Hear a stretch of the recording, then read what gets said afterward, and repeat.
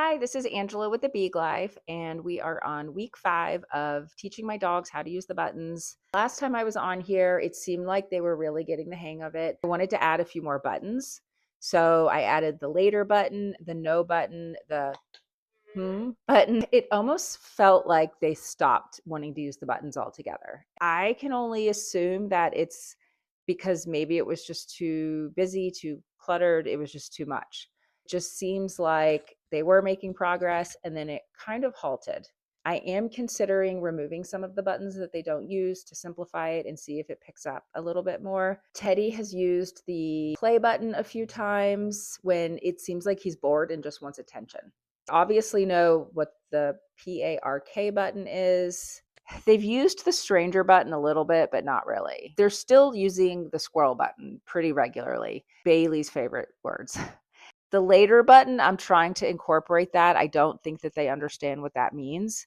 And honestly, I am questioning if they know what a lot of these buttons mean. In the beginning, I thought we were making a lot of progress, and I don't know, maybe I'll feel differently next week, but it does seem like they kind of slowed down a bit. So it's making me question, were they ever really stringing together, phrases? Do they really understand this? I don't know. A lot of dogs do use the buttons, and I want my dogs to use the buttons. So I just thought it would be helpful to show people that it's not a linear process teaching them. It's kind of up and down, one step forward, two steps back kind of a thing.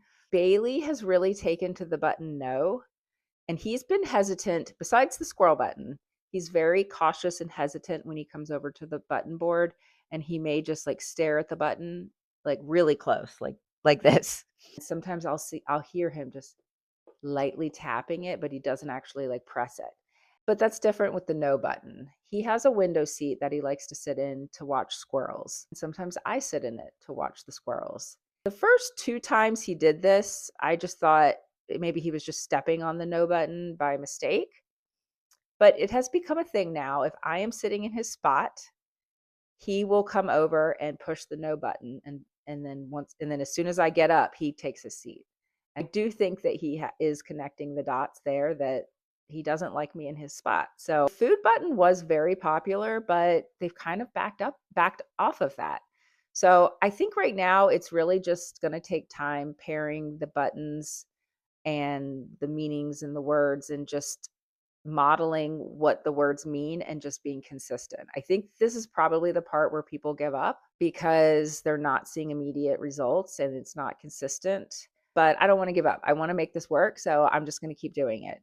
The outside button has not been successful. And I think that's because they're already trained to use jingle bells. Like I have these bells on the door, and forever, they just ding the bell and that means they need to go out. So that's kind of where we're at right now. I just wanted to be pretty transparent. I do want people to know that it does feel like sometimes they're regressing, but just like when you're learning a new skill or a new language, it's up and down. So I am going to simplify the board. I'm going to take away a few that they don't actually use, maybe cut it down to just 2 of these instead of 3, and just see if they pick back up, to see if they start making progress, if they're more interested in the buttons.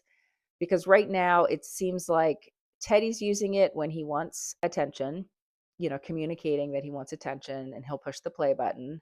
And Bailey is communicating that he does not like me sitting in his seat. So I just want to get more consistent with the other ones so that we can continue growing their vocabulary.